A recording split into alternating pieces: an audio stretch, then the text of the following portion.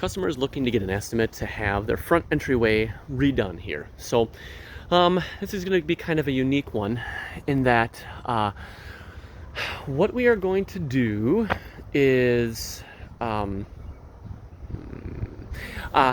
we are going to take this this box that they have right here, and we're going to fill this in. So if you can imagine, this area, it's 6.5 feet from here to here, is now going to be the landing coming across.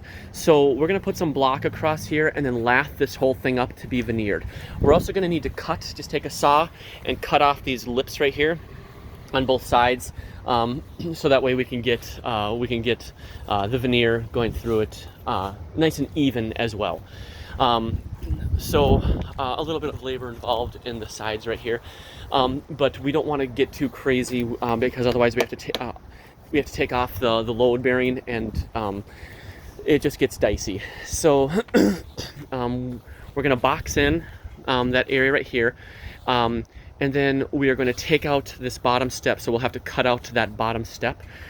We're going to veneer the sides of this box with bluestone, and this is like the stuff that we used over on in the Lake Minnetonka area, and they want it to be as blue as possible. No, as little no reds, as little yellow and green as possible. So they don't want to have a whole crazy amount of color going through it. Okay.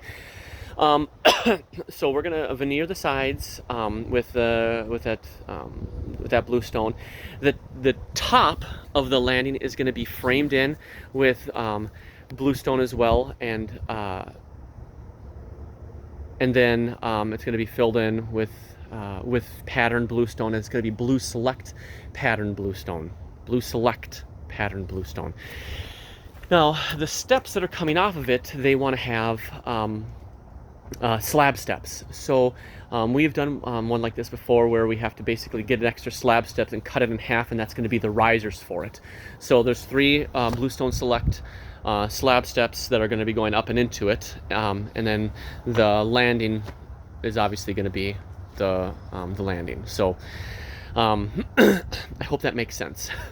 If not, I'll explain it. It took a while for us to get to that. So, all right, so then on the side, we've got this walkway right here, and we're going to be replacing that with bluestone. We're also taking the bluestone all the way over to the edge right here. We're leaving a 2-foot space right on the back side of this, so it's a 2x4 space. And it's also going to come over here, so there's going to be a front yard patio that comes over here as well. That comes out to here. So it's the patio is 3 feet in front of the last step. So it's 6.5 feet plus 3, so it's 9.5. So it's going to be. So it's 12.5 feet from the house, but there's a 2-foot planter that goes along the house, and a 2-foot planter that comes along the side here, and then it's going to curve around here, and it goes into the walkway that's also going to be replaced with bluestone. So the bluestone that they're looking for is Bluestone Select. It's not gauged, but it's the Bluestone Select that's full cleft. So that's what they're looking for the patio. Now for the parts that we're veneering, we're going to have to use thin stuff here.